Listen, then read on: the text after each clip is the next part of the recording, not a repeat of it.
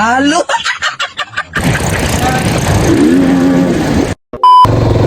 Alright, so ikaduhang adlaw na nato ni gamit ang Rossi Plus 150X mga idol. Ang modo di ba 100 pa, 107. So far wala pa kayo na kuanan nga issue niya, nindot ko sa gamito. Dili po kayo sa vibrate mga idol, mura na jud kag naka-branded.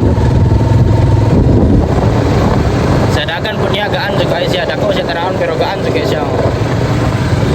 Gaan na jud kayo siya. Sa mga bolt po niya kay kuan nag-improve na po siya, nindot na kayo din na nimo kailangan umalit og bolt nga nindot kinindot siya daan alin na tanan.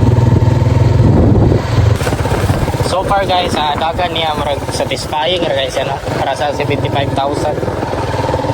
75,000 para kag yot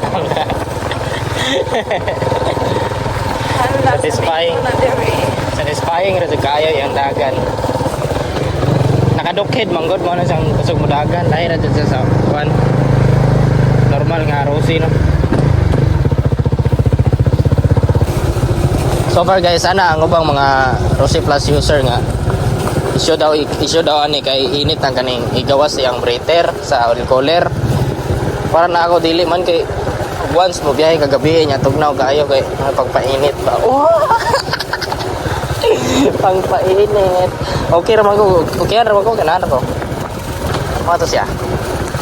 So wadyo ko kadahom nga makuha ko ning motora guys daw kay sa una sige ra kong tanaw sa mga ubang vlogger ilang i-vlog ang Rossi Plus na ni G-Max kailan siguro mo G-Max ay sikat man as G-Max. Mga to. Yeah, finally naanagin ni sa atoa pero dili pa ni kuha na di pa ni sure nga maatoa jud kay utang pa maguni pero paning kamutan na to na magkuha na to na